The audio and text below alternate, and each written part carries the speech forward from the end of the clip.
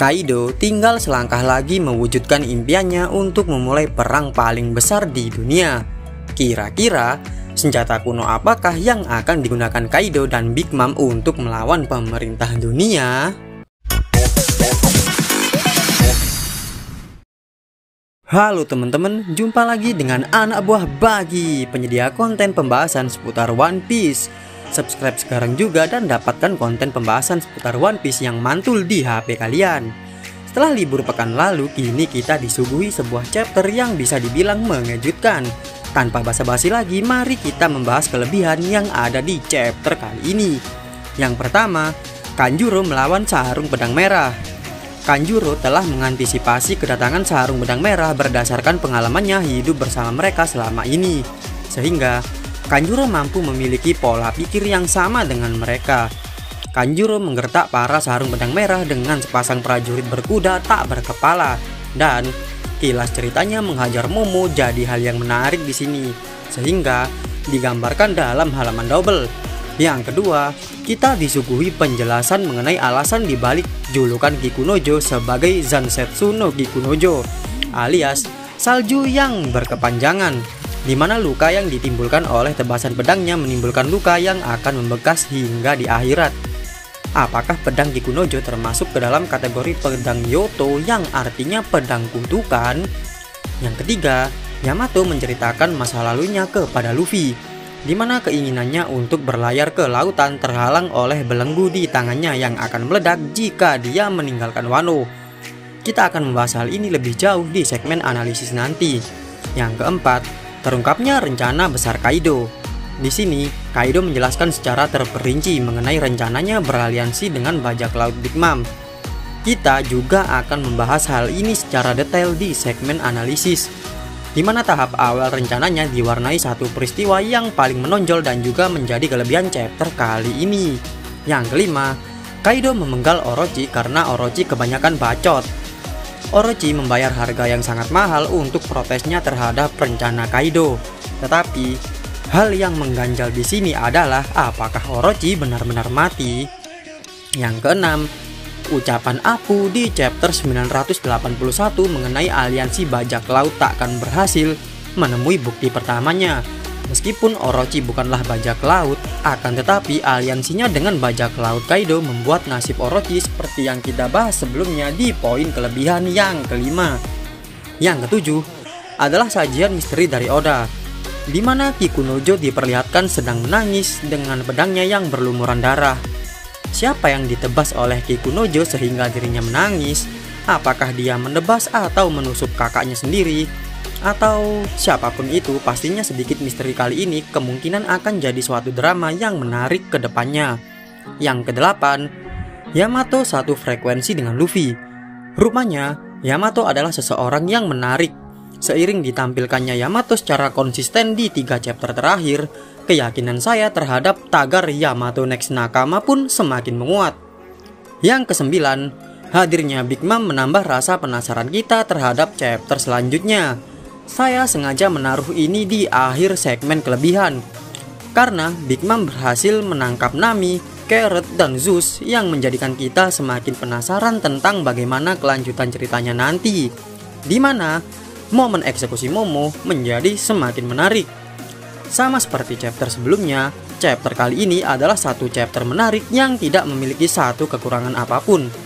Sajian dramanya sangat menarik.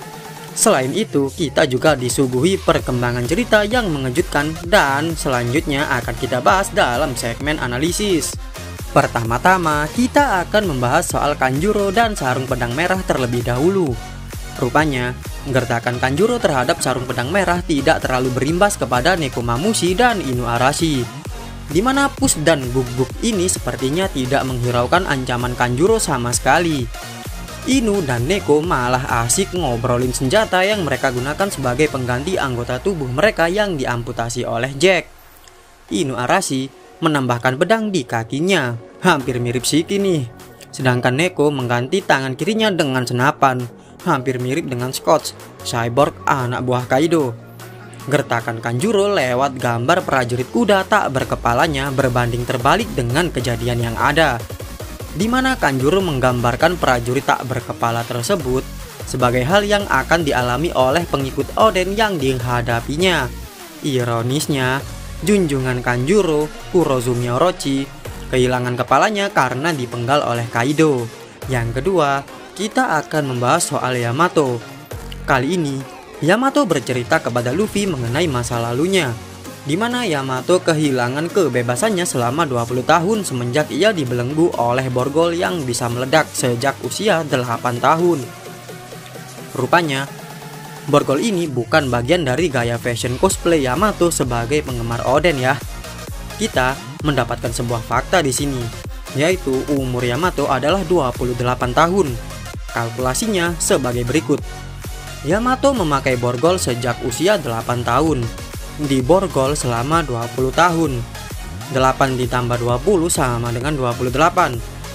Di sini tersaji kepada kita bahwa kebebasan adalah sebuah konsep yang sulit dipahami oleh Yamato. Di mana Yamato sangat ingin berlayar mengarungi lautan, tetapi di saat yang sama takut borgolnya meledak saat ia memutuskan untuk meninggalkan Wano. Yang ketiga, kita berlanjut membahas mengenai rencana Onigashima baru Kaido. Di chapter kali ini kita mengetahui bahwa Kaido adalah orang yang mengikuti perkembangan kondisi perpolitikan dunia, di mana Kaido mengklaim bahwa dia memanfaatkan kelengahan pemerintah dunia di saat mereka memburu Shichibukai yang telah mereka bubarkan. Selain itu, Kaido juga rupanya mengetahui alasan pemerintah dunia membubarkan Shichibukai. Dan Kaido juga memperhitungkan dengan matang mengenai kekuatan baru yang dimiliki pemerintah dunia sebagai pengganti sistem Shichibukai. Rupanya, Kaido selama ini hanya memanfaatkan Orochi untuk membangun pabrik senjata sebagai sarana untuk memperkuat bala tentara bajak lautnya. Ini menunjukkan bahwa Kaido tak hanya menjadi sekedar bajak laut yang hanya bisa mabuk dan bertindak kejam saja.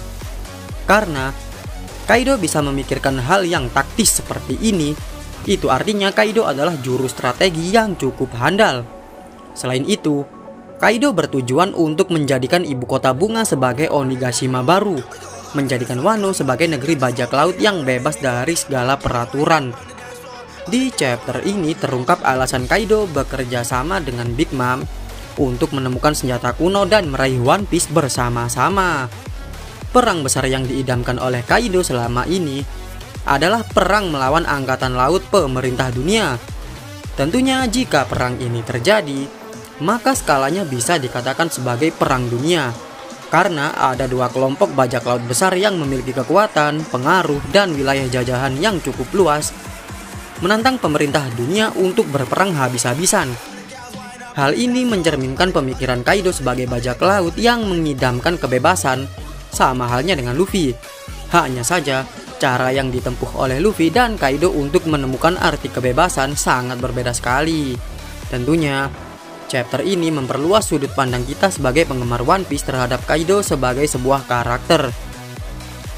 Tak heran jika Oda pernah menyebutkan bahwa perang Marineford akan terlihat imut-imut dibandingkan perang di Arc Wano ini.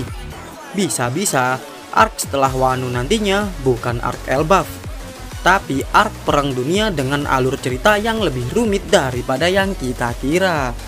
Chapter ini sukses menghibur dan menimbulkan beberapa pertanyaan di benak saya. Yang pertama, kemana perginya Trafalgar Law? Yang kedua, apakah Yamato selama ini terkekang oleh borgol yang bisa meledak? Atau hanya terkekang oleh ketakutannya sendiri bahwa borgolnya akan meledak saat dia meninggalkan negeri Wano untuk berlayar di lautan? Yang ketiga, senjata kuno apakah yang diincar oleh Kaido dan Big Mom? Yang keempat, apakah Orochi benar-benar sudah mati? Berikan pendapat kalian mengenai chapter kali ini di kolom komentar. Jangan ragu untuk berikan like ke video ini dan nimbrung diskusi seputar One Piece di channel Anak Buah Bagi. Bagikan video ini ke teman-teman penggemar One Piece yang lainnya supaya mereka bisa ikut nimbrung diskusi dengan kita. Sampai ketemu lagi dengan Anak Buah Bagi di video selanjutnya.